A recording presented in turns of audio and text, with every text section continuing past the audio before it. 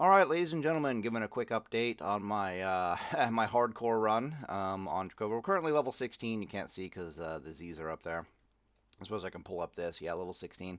So basically, I stayed at that location in the previous video, the undead mobs, and I grinded it out for a whopping 6 levels, as I like to do. Also it turned out it was good for grinding, but it wasn't a very good gold making spot. I only made like maybe 8 gold total out there, even though everything hasn't sold yet. But I've been getting my gear ready for level 20, as you do. So the way I like to play, I don't update my gear constantly. I'll just set like certain milestones to upgrade your gear, and level 20 for it is definitely level 20 is one of those levels that I plan ahead for, because that's when you're going to have consecration, that's when you're going to have exorcism, and that's when I can really get my stamina spirit with a mix of intellect thing going on. Killing undead, killing demons, that sort of thing. That's the plan for this run, at least. So I need to build a gear set accordingly. After I'm done with this level 20 set, probably I'll update my gear like every about 6 levels, 6, 7 levels, something like that. You don't have to be too crazy with it. If you're using a shield, if you're not using a shield, you have to update your gear a bit more often. I just filled the bank with random stuff because I want to get back to the Dark Shore and do the questing. But what am I trying to say here? Brain died. Give me a sec. If you're doing a sword and board leveling strategy, you can let all your gear get out of date as long as your shield is up to date. It's just an armor thing. Like I've said it before, I'll say it again. If you totaled up your armor, let's say you got 100 armor from all your gear, I could tell you exactly how much armor you'd get from your shield. It would be 60. Armor is always your shield is always basically 2/3. It's like 60% of the total armor value.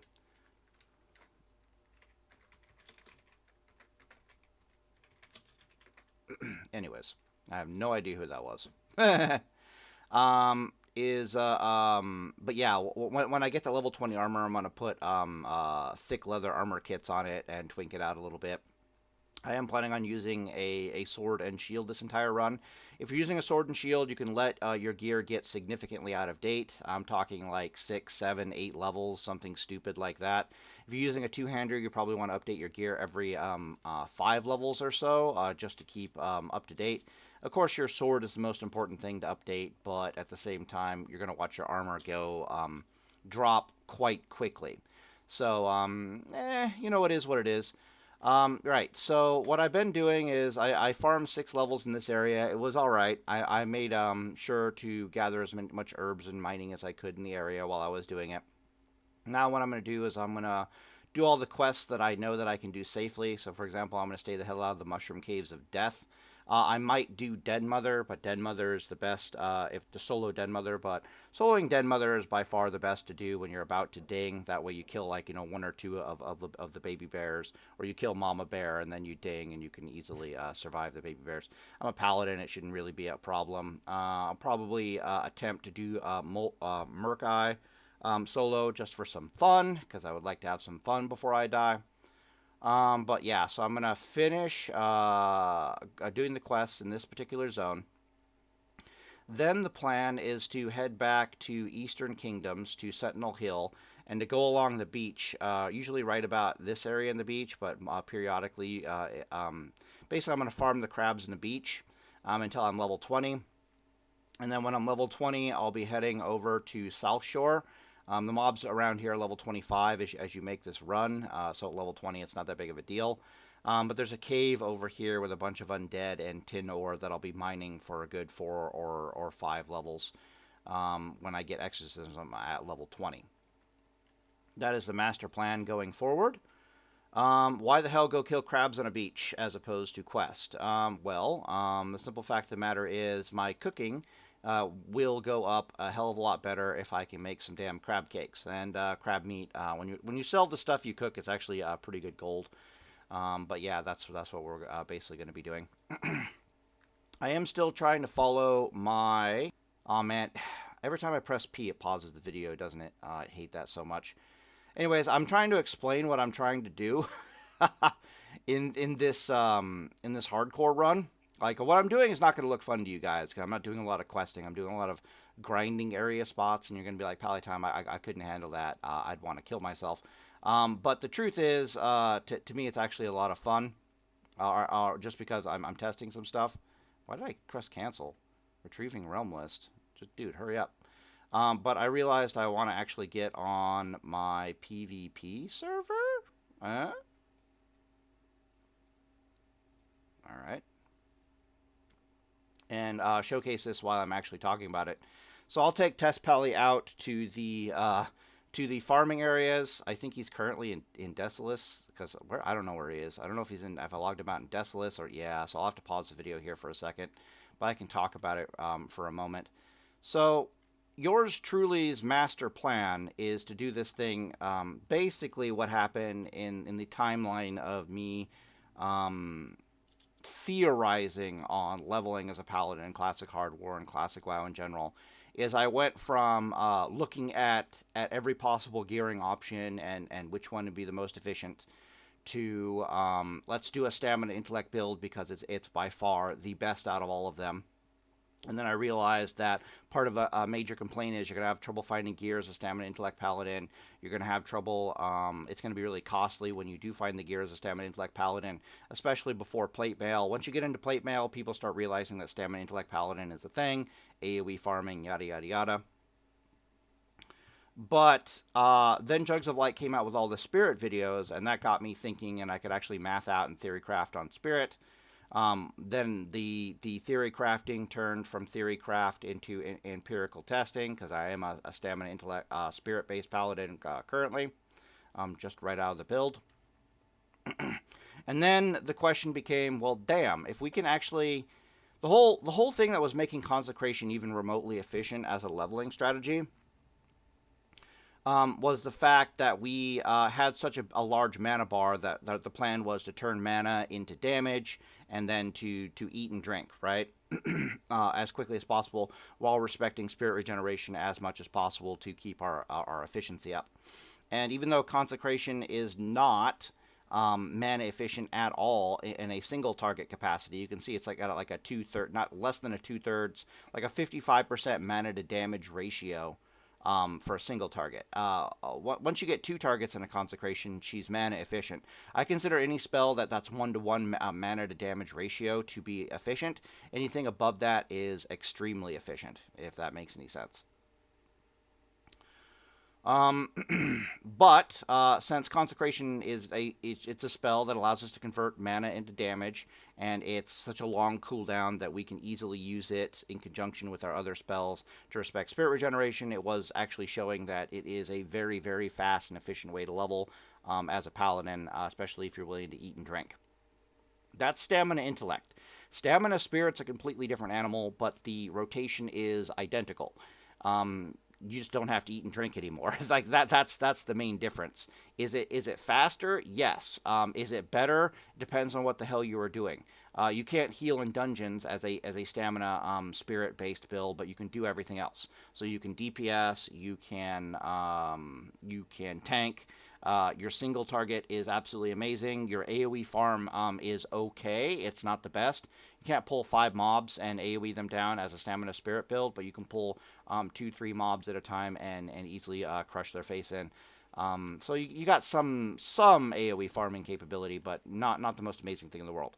But the next pit stop on our quest was, well, damn, if we're going to be a stamina intellect paladin or a stamina spirit paladin, we might as well try to figure, maybe there's a way we can use exorcism, because as you can see, exorcism in all of its ranks, let me pull up yeah, there they are. In all of its ranks has better than a 1-to-1 mana to damage ratio.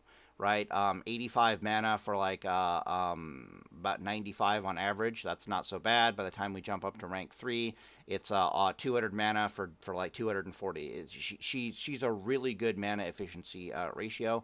Absolutely an amazing spell. The problem is, undead mobs don't really start showing up until you're level 50. So how the hell you can't really make a plan to use exorcism while you're leveling, be the stamina intellect build or the stamina spirit build. But then yours truly got up off his ass and actually ran around the world and tried to find places that would not be heavily contested as farm areas, like where we could use stamina spirit. So you'll notice that on this list here, there's no real Duskwood. I just have Duskwood, lots of undead, 22 to level 30, but competition is high, and you can gather herbs, specifically like grave moss. But you'll notice that one thing on this list here is that damn cave in the Silver Pine Forest, Baron's Peril, Burns Peril, level 20 undead mobs, and there's lots of tin and copper ore. So what I'm trying to do this hardcore is I'm going to be a stamina intellect paladin pretty much the entire way, and I'm just going to see what happens if I don't do anything but like solo farm these undead slash demon areas pretty much all the way until Blackrock Depths, and then I'll call it I'll call it a success pretty much. But Blackrock Depths, Eastern Plaguelands, that sort of thing, yada yada yada. Now, would I recommend this for a normal human being who wants to play hardcore and wants to have fun in classic World of Warcraft? Hell no. Go do some dungeons. Go do some quests. Like, literally go have fun. Right? Literally go have fun. But yours truly is not here to have fun. Yours truly is here to make videos for you jackasses so that you jackasses can go and have fun. Like, straight up. So it is what it is, right?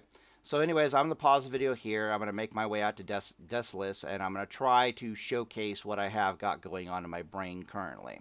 I'll explain it while I'm running, because I might as well not waste my time, right? So what I have going on in my brain currently, which was at the end of the Stamina Spirit Guide Show and Tell video with Test Pally here, was that while I'm killing one undead mob, and my exorcism comes off of cooldown, and even before my exorcism comes off of cooldown, it's probably best if before I'm done, no matter how I do it, it's probably best before I am done killing the current mob that I'm trying to kill, that I pull the next mob when the current mob that I'm attacking is roughly in the vicinity of one consecration tick and nothing else, and him just beating on me with the reflect damage is going to kill them. That way, basically, I use one consecration per mob kill, and the consecration also double dips.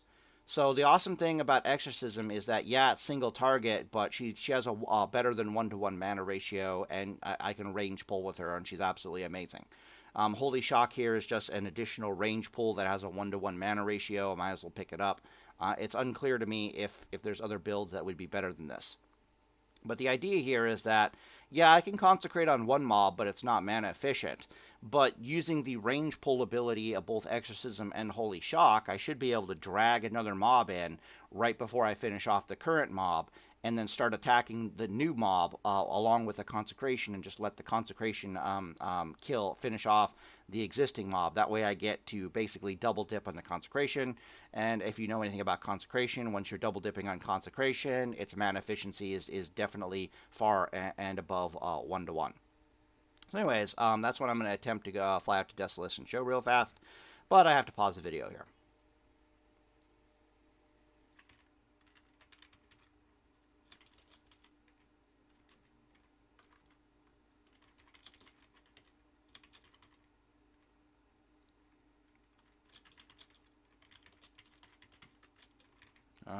We unpaused. Yeah, it happens.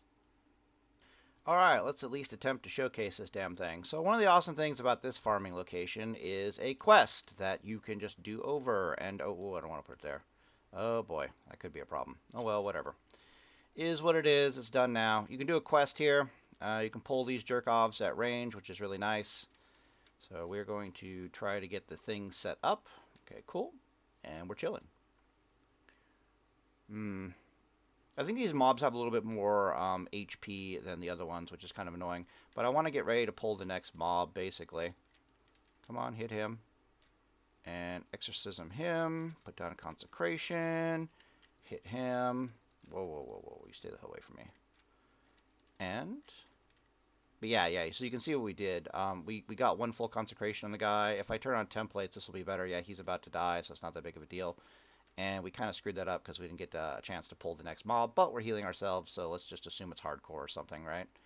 Okay, cool. Pull him, judge him, and do a Crusader. Again, you can watch the Spirit video if you want to see more of this. But I've been refining this idea, basically.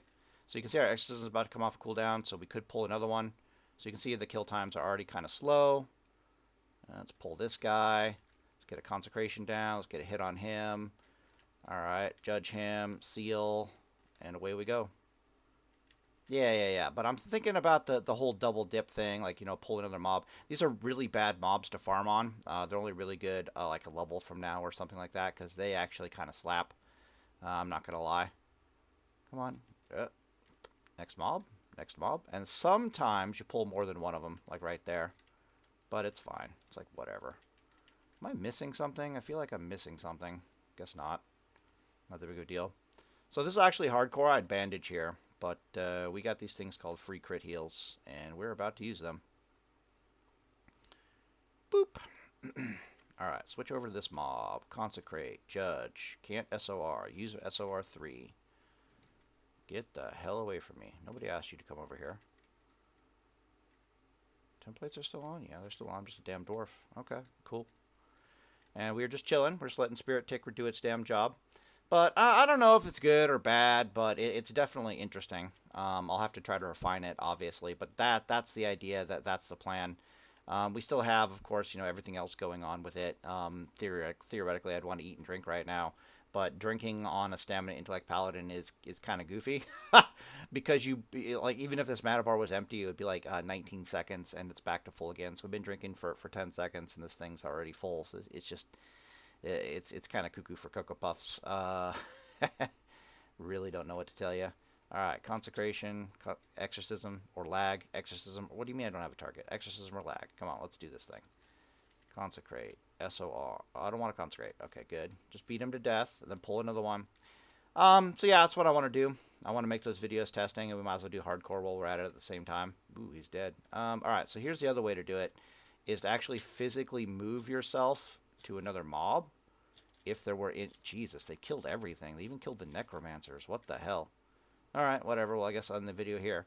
And Deus Vult boys. But anyways, that's the plan, and that's what we're going to try to do. Get the whole double dipping on the consecration thing. It should be a lot easier if it wasn't a quest mob out here. These quest mobs slap. They put a curse on you that does an extra 15% damage. They do other absolutely insanely annoying things, such as what you call it? They do... Oh, they just have more hit points. Like, you can see this guy, he didn't even survive the consecration. Like damn. Yeah, it cost me a sizable chunk of my mana bar, and I went all in on him with Holy Shock and everything, but still, is what it is. Anyways, I'm over here, and Deus Vult boys.